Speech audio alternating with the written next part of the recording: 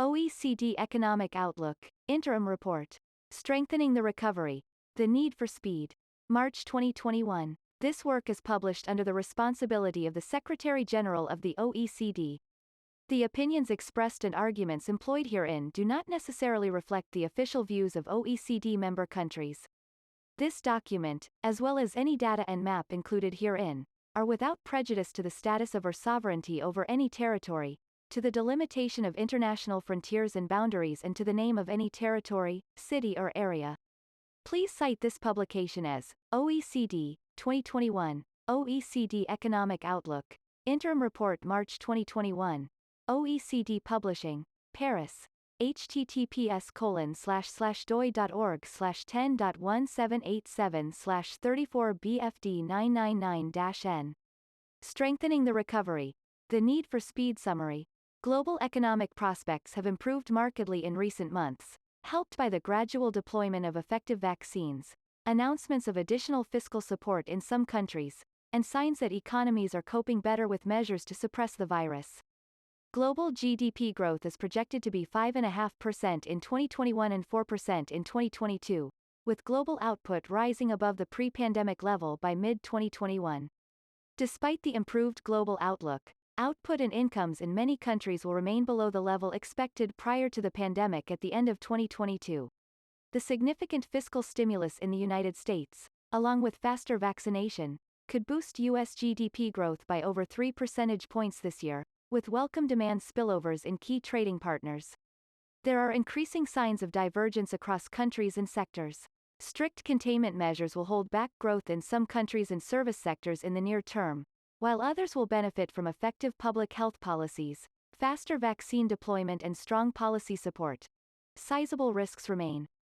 Faster progress in vaccine deployment in all countries would enable restrictions to be lifted more quickly and enhance confidence in spending.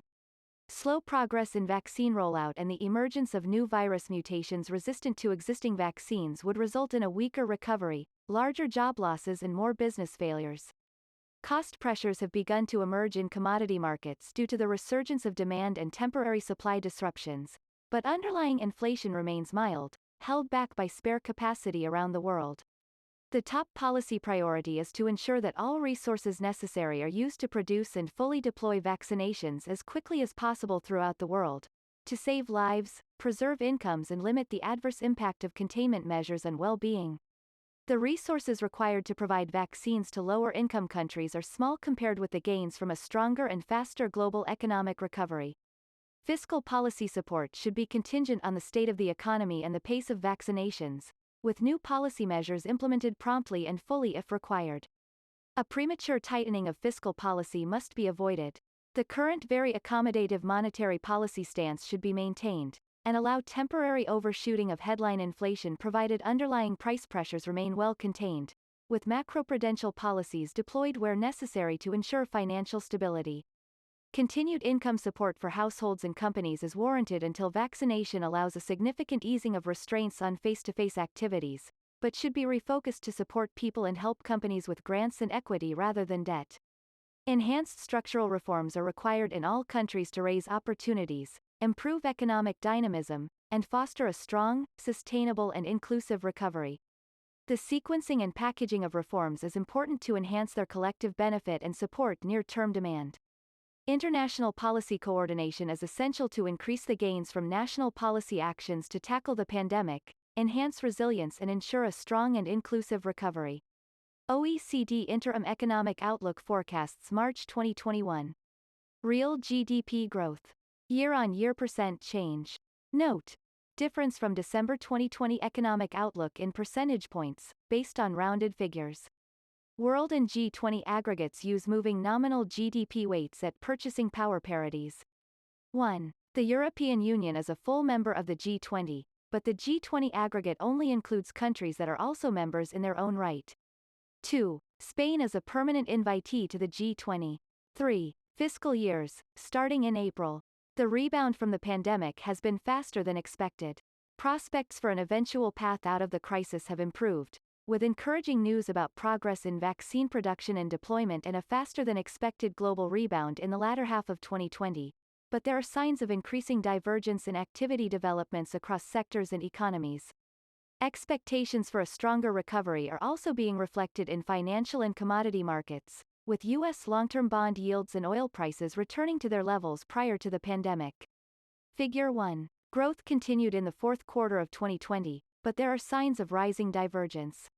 Note: OECD projections for GDP in the fourth quarter of 2020 are used for Argentina and South Africa. World GDP is a PPP-weighted aggregate. Quarterly GDP growth in 2020 Q4 is non-annualized. Source: OECD Economic Outlook Database. The recovery in activity continued in the fourth quarter of 2020, despite new virus outbreaks in many economies and tighter containment measures. Global output remained around 1% lower than prior to the pandemic, with marked variation in the pace of recovery across economies. Figure 1. 1. The rebound has been relatively fast in several large emerging market economies. Activity moved above pre-pandemic levels in China, India and Turkey, helped by strong fiscal and quasi-fiscal measures and a recovery in manufacturing and construction. Output shortfalls remained relatively mild in many Asia-Pacific economies, including Australia, Japan and Korea, reflecting strong and effective containment measures, government support and the broader regional revival in manufacturing. Strong stimulus measures and improved financial conditions have boosted activity in the United States, although momentum slowed at the end of 2020.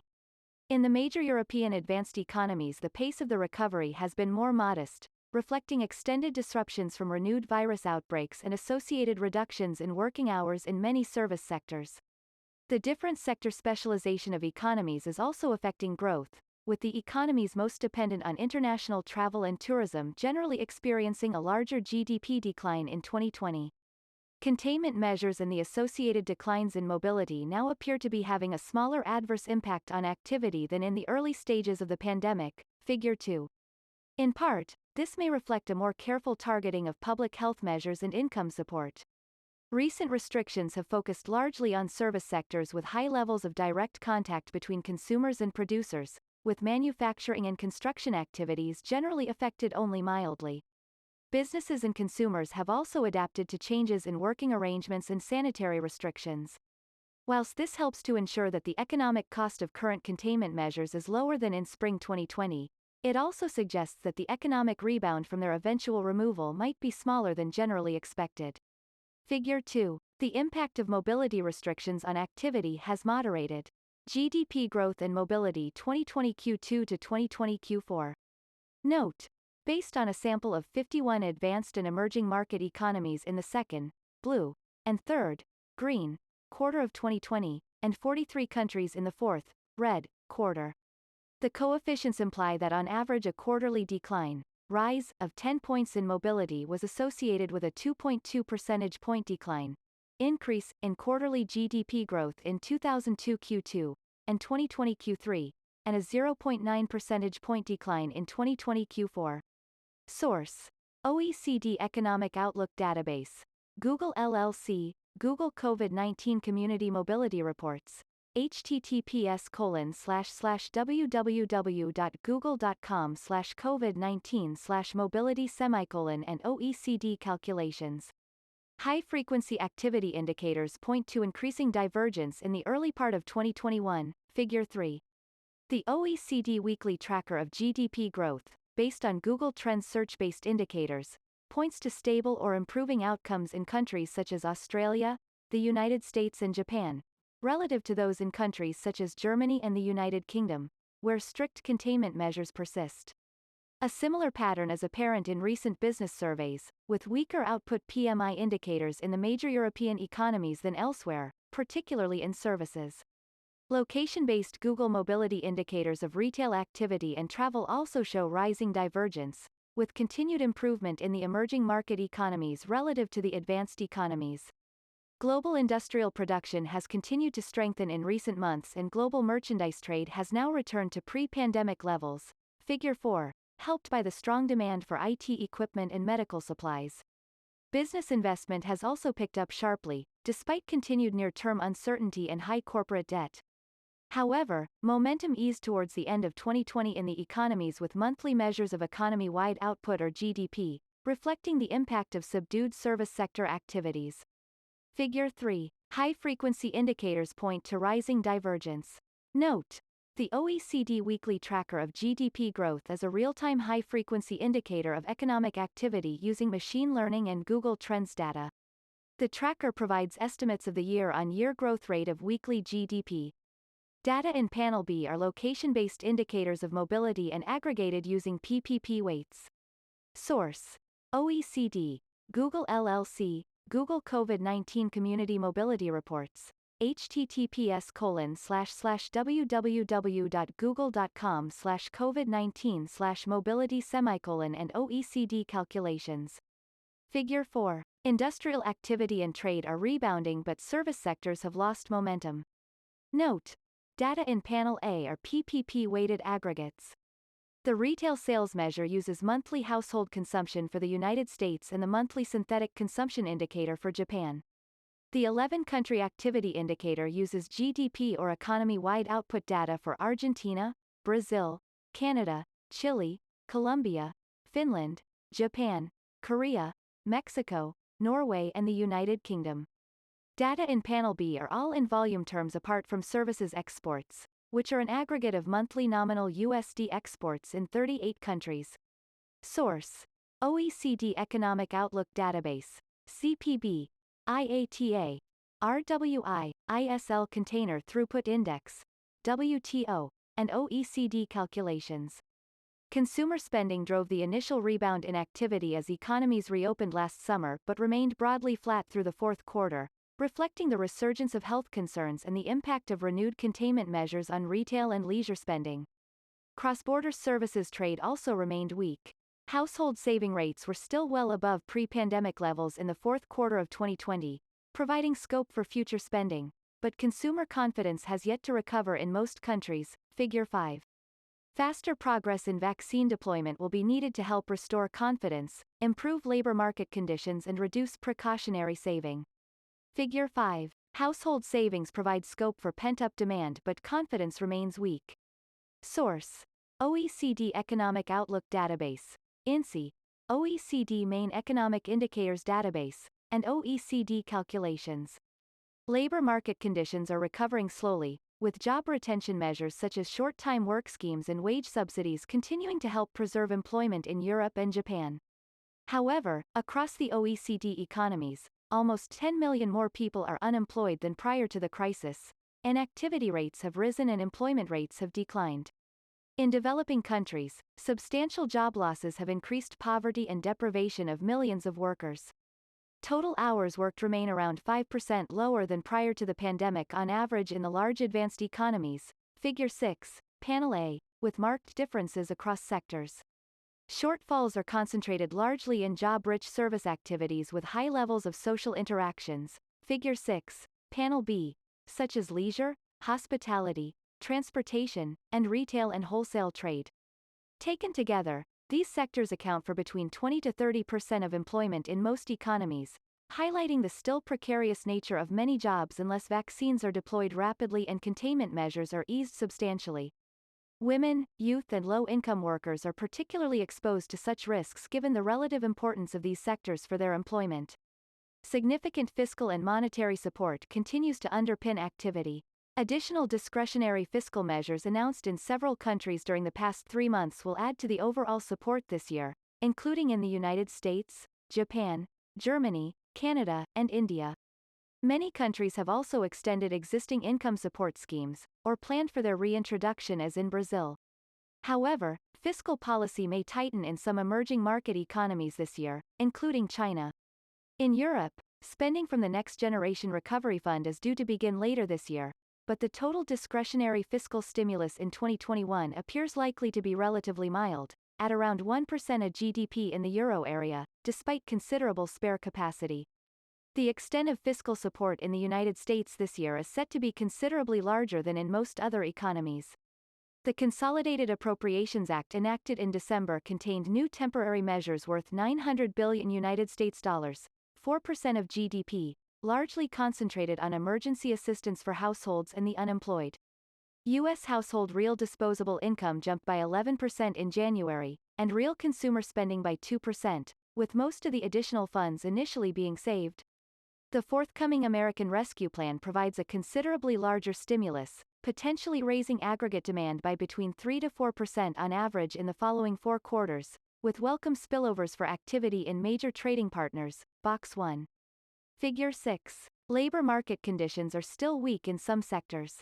Note: economy-wide data for hours worked in all economies apart from the United States, where the data refer to total hours worked by private non-farm employees.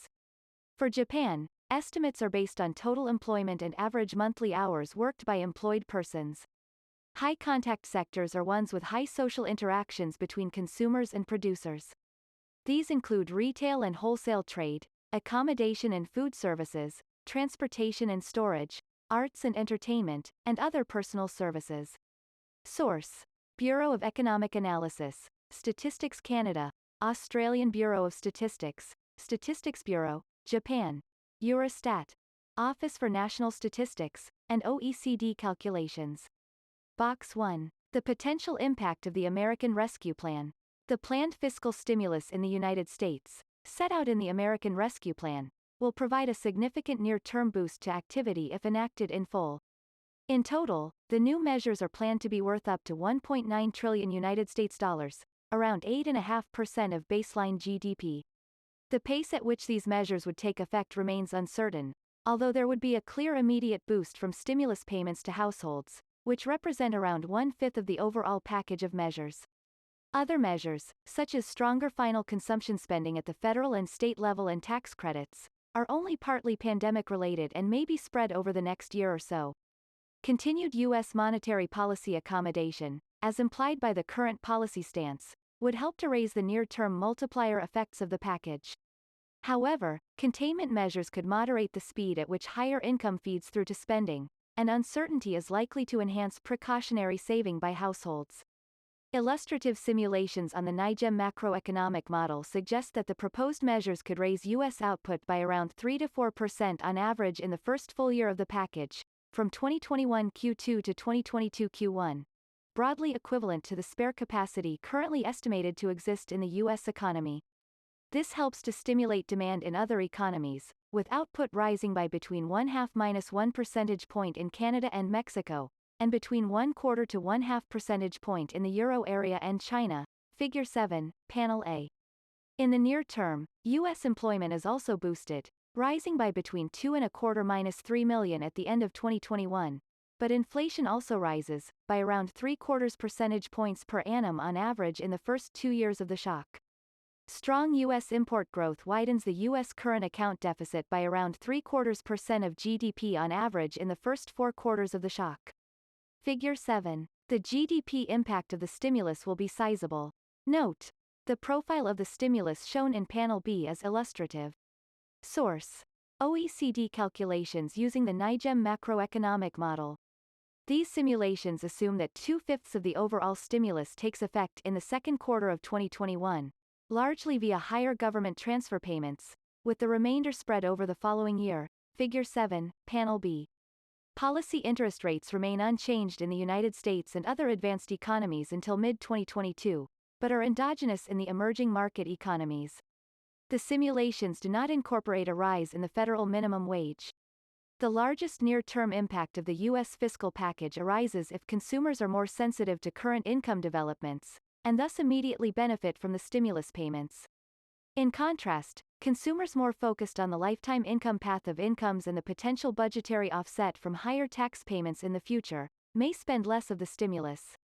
In either case, there are substantial near-term gains to output, but the lasting impact of the new package on output, and on inflation, after 2022 is likely to be modest. This reflects the temporary nature of the additional spending.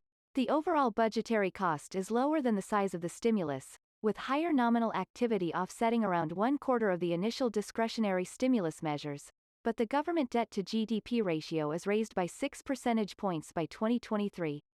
An improving global outlook with persisting divergence. The successful development and gradual deployment of effective vaccines has improved prospects for a durable recovery significantly, provided steps are taken to ensure that such vaccines are deployed fully throughout the world. It will take some time before production can be raised sufficiently and vaccines distributed, and risks remain from potential mutations of the virus that are resistant to current vaccines. Vaccination campaigns are proceeding at different rates around the world. Figure 8. And the scale of policy support and sectoral specialization differ considerably across economies. The evolution of the virus is uncertain, and targeted restrictions on mobility and activity may still be implemented in event of new outbreaks. Such restrictions would check the pace at which the most affected service sectors and tourism-dependent economies can rebound. Global economic prospects have improved, with global GDP growth now projected to strengthen to 5.5% in 2021 and 4% in 2022. The currently projected rebound in global GDP is faster than in the December 2020 OECD economic outlook, reflecting the impetus provided by stronger economic activity in the latter half of 2020, increasing evidence of the efficacy of COVID-19 vaccines, and the demand stimulus from additional policy support put in place in many countries this year, particularly the United States. Figure 9. Fiscal and monetary policy support should continue to underpin demand. Reduced uncertainty, improved confidence and, eventually, a better labor market outlook will allow households to reduce saving gradually. Figure 5. Though the increasing concentration of saving amongst higher-income households with a lower marginal propensity to consume may slow the spending rebound in some countries. The upturn in global industrial production and merchandise trade should also help business investment to strengthen and boost the outlook for those economies integrated into regional supply chains. Higher commodity prices, and the delayed recovery in global travel, will however be a headwind for some emerging market economies. Global GDP should be above the pre-pandemic level by the middle of 2021, although this is not the case in all countries. Considerable heterogeneity in near-term developments is likely to persist, both between advanced and emerging market economies and between wider regions. The risk of lasting costs from the pandemic also remains high, with global output projected to remain weaker than expected prior to the pandemic at the end of 2022, Figure 10. This is particularly the case in many emerging market economies, with the shortfall in the median G20 emerging market economy projected to be more than twice that in the median G20 advanced economy. Turkey is a notable exception, largely reflecting the rapid rebound in the latter half of 2020. Figure 8. The pace of COVID-19 vaccinations differs substantially across countries. Note: data for China and South Africa are for February 28. Data for Korea and South Africa are for March 2. People vaccinated refers to the number of people who have received at least one dose of vaccine. Source: Our World in Data Vaccination Database. Accessed March 3, 2021. Figure 9. Global growth prospects have improved. Note: the November 2019 OECD Economic Outlook projections are extended into 2022 using the November 2019 estimates of the potential output growth rate for each economy in 2021. Source: OECD Economic Outlook Database. Figure 10. The risk of lasting costs from the pandemic remains high in many countries. Note: the November 2019 OECD Economic Outlook projections are extended into 2022 using the November 2019 estimates of the potential output growth rate for each economy in 2021. Source: OECD Economic Outlook Database, and OECD calculations. The economic impact of the pandemic and its aftermath remains well contained in many Asia-Pacific economies, reflecting effective public health measures, and the significant regional boost provided by the upturn in industrial activity and the rebound in China. Additional fiscal support will also help the recovery in Japan and India. In the United States, strong fiscal support should strengthen demand substantially and enable a stronger recovery from the pandemic, with beneficial spillovers for other economies, particularly Canada and Mexico. A more gradual upturn appears likely in the major European economies, reflecting continued containment measures in the early part of 2021 and more limited fiscal support, although the acceleration of vaccine deployment should help momentum to build, particularly in the United Kingdom. Emerging market economies in Latin America and Africa are also facing a renewed resurgence of the virus, and the slow pace of vaccine deployment and limited scope for additional policy support is likely to moderate the recovery. The baseline projections are conditional on the evolution of the pandemic, judgments about the pace at which vaccines can be deployed, and the economic impact of a gradual reopening of economies through the course of 2021-2022. The distribution of risks has become better balanced in recent months, but a wide range of outcomes remains possible. On the upside, Faster progress in deploying effective vaccines around the world and a wide take-up amongst the eligible population would enhance the pace at which containment measures can be relaxed and provide a stronger boost to the confidence of consumers and companies. In a scenario with a faster release of pent-up saving than projected, with an ex-ante decline of 1.5 percentage points in household saving rates from 2021 Q2, global output could be brought close to the path expected prior to the pandemic, figure 11. Global GDP growth would be raised by around 1.5 and 1 percentage point in 2021 and 2022 respectively, taking it to 7% and 5%. Figure 11. The recovery remains subject to sizable risks. Note: see text for description of the scenarios. The November 2019 OECD Economic Outlook projections are extended into 2022 using the November 2019 estimates of the potential output growth rate for each economy in 2021. Source: OECD Economic Outlook Database, and OECD calculations using the NIGEM macroeconomic model. These outcomes are conditional on the assumptions that policy interest rates remain at their baseline levels and that there is no additional removal of discretionary fiscal support beyond that assumed in the baseline. The automatic fiscal stabilizers are allowed to operate fully in all countries, so that the fiscal balance improves as activity picks up. Stronger growth also helps to ease government debt burdens, with the government debt to GDP ratio declining by around 5 percentage points in the median advanced economy in 2022. On the downside, the key risk is that the speed of vaccine production and deployment will not be fast enough to stop the transmission of the virus, especially if there is a wider emergence of new mutations that require new or modified vaccines. In such circumstances, confidence would remain weak for longer and spending would slow, with possible renewed restrictions on mobility during the latter half of 2021. There are potential differences across economies in the timing of downside shocks. For many emerging market and developing economies, the risk of a slower than expected vaccine rollout is an immediate concern that could dampen spending. Additional risks through the projection period come from the potential emergence of new mutations of the virus resistant to current vaccines. The advanced economies, as well as vaccine suppliers such as China, India and Russia, also face potential risks from the spread of new mutations and the re-imposition of containment measures from the latter half of 2021, but face less near-term uncertainty about vaccine production and deployment, which is likely to be completed during 2021. All countries could face substantial repricing in financial markets, reflecting greater risk aversion and weaker global commodity prices.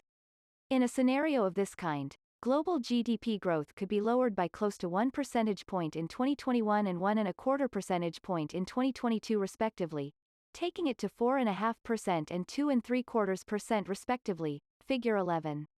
Output would remain below the pre-crisis path for an extended period, raising the chances of long-lasting costs from the pandemic. The shocks imposed include an increase in household saving rates of 1 percentage point and an ex-ante reduction of 0.5% in the business capital stock. Macroeconomic policies help to cushion part of these shocks. Policy interest rates are allowed to decline, though there is assumed to be a binding zero lower bound, with policy rates remaining unchanged where they are already negative and no additional unconventional policy measures. The automatic fiscal stabilizers are also allowed to operate fully in all countries. In the median advanced economy, the government debt to GDP ratio is increased by over 5 percentage points in 2022. Some signs of inflation have begun to emerge. The improved prospects for a sustained global recovery have been reflected in rising expectations of future inflation, particularly in financial markets.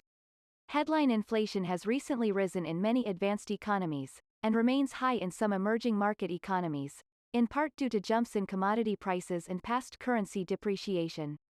A faster than expected recovery in demand, especially from China, coupled with shortfalls in supply, has pushed up food and metals prices considerably, and oil prices have rebounded to their average level in 2019, figure 12, panel A. Temporary supply shortages in specific sectors, including semiconductors and shipping, are also contributing to the higher input cost pressures apparent in business surveys, figure 12, panel B. Underlying price pressures generally remain mild in the advanced economies, reflecting sizable spare capacity and still weak labor markets, figures 6 and 14. Although one-off factors, such as reopening in sectors previously subject to containment measures and indirect tax changes, are contributing to inflation at present. In the major emerging market economies, inflation could be higher than expected if domestic currencies depreciate further due to rising relative returns in the United States. Higher commodity prices will also raise inflation in net commodity importers, such as India and Turkey, relative to commodity exporters. Figure 12. Cost pressures have begun to rise. Source: Refinitiv and Market. Significant financial market vulnerabilities persist. Rapid and sweeping responses by central banks, along with government business support programs, continue to support financial market conditions. Nonetheless, substantial risks remain in particular market segments, including concerns over elevated equity valuations and strong house price growth in some economies. Underlying credit quality has also declined, with investors moving into riskier market segments in a search for yield, increasing their exposure to lower-rated companies in emerging market economies. The return of long-term interest rates on U.S. government bonds to around 1.5% at the end of February, their level immediately prior to the pandemic, has triggered a round of repricing across financial markets. Bond yields are now rising in other countries and market segments, although they generally still remain very low. Figure 13, Panel A. A particular risk for emerging market economies is that rising U.S. bond yields could trigger a reversal of capital flows and higher currency volatility, as experienced during the taper tantrum in 2013. Stronger than expected inflation effects from the U.S. fiscal stimulus, or increasing divergence between the recovery in the United States and other advanced economies, would heighten such risks. The dependence of most emerging market economies on external financing is currently lower than in 2013, with higher private sector saving offsetting high sovereign borrowing, which should reduce the impact of capital flow reversal. However, rising commodity prices will place pressure on the external balances of net commodity importers, and many economies will continue to be adversely affected by the continued weakness of international travel and tourism. A broader concern in all economies is the high level of debt, especially corporate debt, with private sector debt service burdens at or above their level during the global financial crisis despite historically low nominal interest rates. Figure 13, Panel B. Although some firms have used borrowing to build up sizable cash buffers since the onset of the pandemic, high leverage could moderate new investment. More generally, a slow recovery, as in the downside scenario above, or ending government support schemes too soon could trigger additional debt delinquencies or defaults, with adverse pressures on lenders from non-performing loans and a heightened risk of rising bankruptcies. Congestion in bankruptcy courts could then lead to the liquidation of businesses that would otherwise be viable after restructuring. Young firms, small and medium-sized enterprises, SMEs, and businesses in the sectors hardest hit by containment measures, particularly leisure and hospitality, are most exposed to the risk of failure. Figure 13. Bond yields have begun to increase and private debt service burdens are high in some countries. Note: the debt service ratio is defined as the ratio of interest payments plus amortizations to income. Gross disposable income is augmented by interest payments and dividends for non-financial corporations to reflect the income available to service debt. Source: Refinitiv, BIS Debt Service Ratio Statistics, and OECD calculations. Public sector support through loans, credit guarantees and tax deferrals, along with temporary changes to insolvency regimes, has so far prevented a sharp rise in bankruptcies during the pandemic. Governments face increasingly challenging choices in finding the balance between supporting ultimately viable firms who can switch back to private capital markets as the recovery progresses, and phasing out support for other businesses. Debt financing has helped to ease immediate liquidity constraints, but equity-type financing would be beneficial for many businesses, including SMEs. Possible approaches could include converting some pandemic-related public loans into grants, with repayment conditional on performance and regular assessments of viability, or providing incentives for private sector equity financing and co-participation in public support schemes. Continued policy support is needed to improve the prospects for a sustainable and inclusive recovery. Policies play a pivotal role in supporting the economy while the health crisis persists and in easing the adjustment to a post-COVID-19 environment. Effective and well-resourced health policies to ensure vaccines are deployed throughout the world, as well as supportive and flexible macroeconomic and structural measures, are essential to strengthen confidence, overcome the impact of the virus, and reduce the long-run costs of the pandemic on living standards. The pace of vaccine production and deployment needs to be accelerated. The key priority, both on epidemiological and economic grounds, is to ensure vaccines are produced and deployed as quickly as possible for the adult population. Everything necessary should be done to enhance the capacity for a faster pace of vaccinations and ensure that supplies are used fully as they become available. Failure to do so would raise the long-lasting economic and social costs from the pandemic. National policy efforts need to be accompanied by greater global cooperation and funding to ensure adequate and timely availability of affordable vaccines throughout the world. At present, the supplies of vaccines for the poorest countries, and the funds committed to the COVAX initiative, remain well below what is required if vaccinations are to be provided to all in need. Failure to ensure the global suppression of the virus raises the risk that new, more threatening mutations appear, with some restrictions on mobility having to remain in place. The announcement by some high-income countries, including Canada and the United Kingdom, that surplus vaccines will be distributed to lower-income economies is welcome, and provides an example for others. Governments also need to provide sufficient resources to allow test, track, trace and isolate programs to operate effectively and limit further sharp rises in infection numbers, as has been achieved in several Asia-Pacific countries. Such steps would allow timely and targeted localized measures to be used to deal with any new outbreaks before vaccination campaigns are complete, limiting the overall economic and social costs. Monetary policy should remain accommodative. Accommodative monetary policies need to be maintained in the major advanced economies, as currently planned, to help preserve favorable financing conditions and low long-term interest rates. The current numerous monetary and financial policy programs offer ample flexibility to deal with fluctuations in the pace of the recovery and heightened financial market volatility. Buffers still exist within the current programs for emergency lending and bank lending support, and the pace of asset purchases can be varied if required. Macroprudential tools can also be deployed to help ensure stability in financial and housing markets if asset valuations appear stretched. Transitory factors that push up headline inflation do not warrant changes in the policy stance. Underlying price pressures generally remain mild, held in check by ample spare capacity around the world. In the United States, the likely boost to demand from the new fiscal stimulus measures helps to ease the burden placed on monetary policy to support the economy. Strong demand growth may push up U.S. inflation to some extent, but the new flexible average inflation targeting framework should allow this to be accommodated without immediate increases in policy interest rates. In emerging market economies, scope exists to further ease interest rates in several economies where fiscal support is limited, provided the effects of higher commodity prices on inflation can be contained and exchange rates remain stable. Enhanced currency swap lines between the major central banks could help to ensure orderly market conditions. Fiscal policy should continue to support demand and be well targeted. Strong and timely fiscal support since the onset of the pandemic has played a vital role in supporting incomes and preserving jobs and businesses. A premature and abrupt withdrawal of support, as in the aftermath of the global financial crisis, should be avoided whilst economies are still fragile and growth remains hampered by containment measures and a slow pace of vaccinations. Debt levels have risen substantially, but debt servicing costs remain low, helped by the space provided by very accommodative monetary policy.